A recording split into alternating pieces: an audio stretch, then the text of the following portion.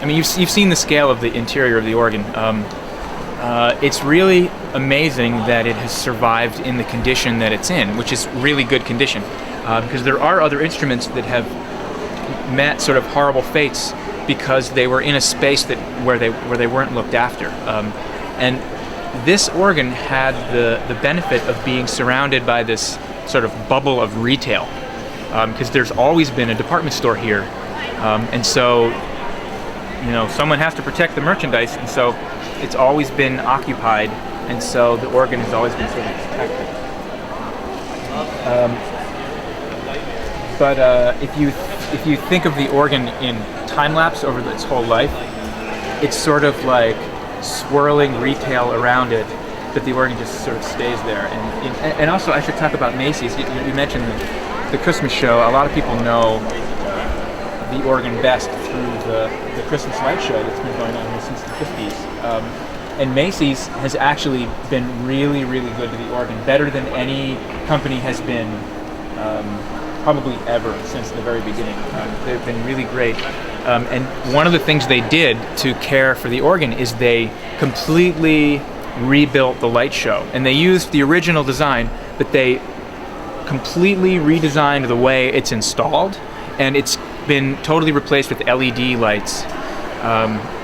And it's really wonderful. They've done great things with the light show, and Macy's also has really taken care of the organ very. The LED lights are kinder to the wood, or they just use a lot less electricity. It's funny because they ordered the LED Christmas lights from. They screw into incandescent sockets, but they actually have LEDs inside them, and they ordered them from a company. And we got a call that said, "We think there's a mistake on your order. You ordered 30,000 of our bulbs." And we said, No, we actually want 30,000.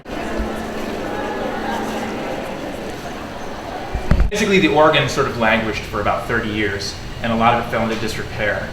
And so Kurt Mangel, the curator, and Sam Whitcraft, the assistant curator, were working on ways to fix all of it. And it's a pretty massive project, like a very large-scale project.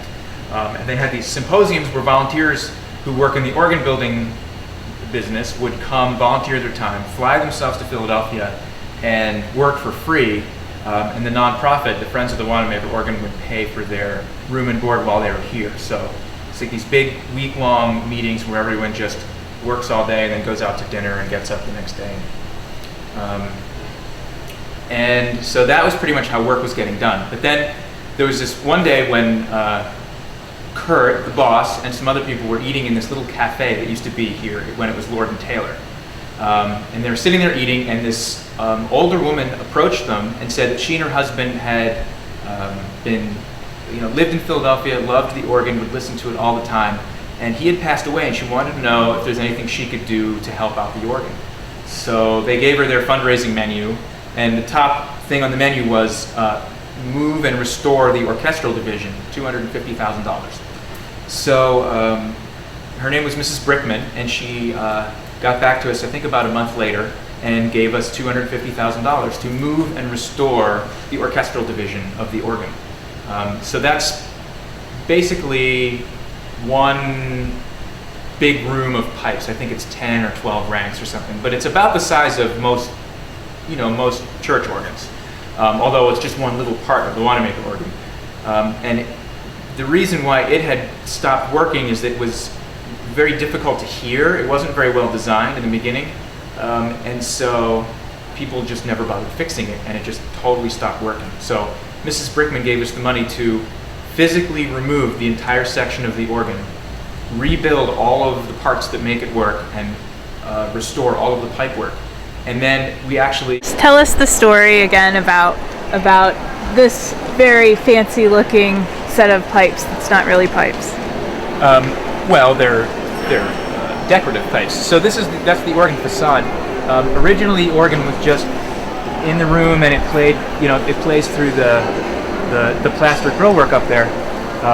But there was nothing to look at, and people would say, "Where's the organ?" And I mean, of course, it goes back about 30 feet behind that wall, but there was nothing for people to see. So they hired the architect at the building to design a facade, an organ case to go in the front. So that's actually just a facade, and it doesn't. None of those pipes play notes. They're just decorative. And about the size, the interior size of this instrument, because this instrument, I mean, it's like a house. Yeah. It even has a sink. Yes. What do you do with the sink? Wash things. I mean, well, one thing to think about is this is pretty clean for an attic, you know. Yeah. And It's so, very clean, and that's sort of on purpose. I mean, we try to keep things pretty clean, but you would need water just for rags to wipe things down, or to mop in here, or just for anything, or to clean up glue. I mean, sometimes you have to bring a glue pot in here to glue something in place. So we use that, but And there are 3 more stories on top of us, or 2 more on top of us? there's 3 more on top of us, and then, well, no, maybe 2 more on top of us, and then there's another story that's in the office building on the 7th floor that we won't go to because it's a real chore to get there. Okay. And it looks just like this. Okay. And I mean, I'm not real good with spatial things, but I would say that this is probably bigger than some houses in Philadelphia. Oh, certainly. I've lived in some of them. Yes. Yeah. Yes.